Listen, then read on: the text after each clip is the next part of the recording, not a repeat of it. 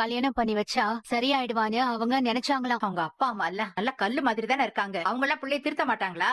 ஏன் பேத்தி தான் கிடைச்சாலாமா அவங்களுக்கு? கோபி அப்புறம் வேற என்ன சொன்னாங்க? அவர் எங்க கிட்ட திமிரா பேசுறாருமா. பொண்ணோட வாழ்க்கையை கெடுத்த யாரையுமே நான் சும்மா விட போறது இல்லைன்னு சொன்னேன். ஆனா என்னால முடிஞ்சதை பாருங்கிறாரு. அவளோட மூஞ்சில கொஞ்சம் கூட ஒரு பயமோ இப்படி ஒரு காரியத்தை செஞ்சிருக்கமே ஒரு குற்ற உணர்ச்சி எதுவுமே இல்லம்மா. இதுக்கு முன்னாடி நாம பார்த்த அந்த சம்பந்தி இல்ல, வேற ஒரு சுதாகர்மா. தப்பு பண்ணிட்டேமா, பெரிய தப்பு பண்ணிட்டேன். நீ என்ன பண்ணடா? கொஞ்சம் அலர்ட்டா இருந்திருக்கணும். நான் பண்ண தப்பு நினைச்சு என் மனசே வெடிக்கிற மாதிரி இருக்குமா. எல்லாரும் விசாரிப்பாங்க. பொண்ணை கல்யாணம் பண்ணி கொடுக்கும் போது எல்லாரும் விசாரிப்பாங்க. நம்ம பொண்ணுக்கு பண்ணாம போயிட்டோம் பாருங்கம்மா. இனியாவுக்கு ஆகாஷ்க்கும் ஏதாவது ஆயிடுமோன்னு நினைச்சு அந்த ஒரு பயத்துல அவசரப்பட்டு இப்படி ஒரு காரியத்தை செஞ்சுட்டேன். கொஞ்சம் சுதாரிச்சிருக்கணும், கொஞ்சம் கேர்ஃபுல்லா இருந்திருக்கணும். நீ ஒண்ணும் தெரிஞ்சே இனியாவை பிடிச்சு படுகுழியில தள்ளலையே. அந்த குடும்பம் நடிச்சது, நல்ல நாடகம் போட்டுச்சு. அத நீ நம்பிட்ட.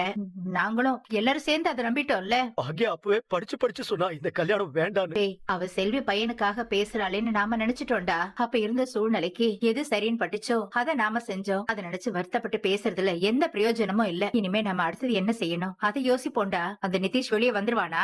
கேள்விப்பட்ட வரைக்கும் அவன் வெளியே வர்றது கஷ்டம் தான். அந்த ஆள் கிட்ட கோடியா சொத்து இருக்குமா. எப்படியாவது ஏதாவது பண்ணி வெளியில கொண்டு வந்துருவாமா அவன் பையனை. அப்பா அவரு பையனுக்காக அவ்வளவு எஃபர்ட் போடும்போது நம்ம இனியாக்காக என்னப்பா பண்ண போறோம்? இப்போதைக்கு நம்ம எதுவும் எடுத்தோம் கவுத்தோங்கிற முடிவுக்கு வரக்கூடாது. இது நம்ம பொண்ணோட வாழ்க்கை சம்பந்தப்பட்டது. இவ்வளவு நாள் அவசரப்பட்டதே போதும். நம்ம எல்லாரையும் விட பெரிய பாதிப்பு நம்ம குழந்தைக்கு தான். முதல்ல அதுல இருந்து வெளியே வரட்டும். அது வரைக்கும் நம்ம கூட இருப்போம், சப்போர்ட் பண்ணுவோம். அதுக்கப்புறம் என்ன பண்ணலாம் அதை பத்தி யோசிக்கலாம். இப்ப எதை பத்தி யோசிக்க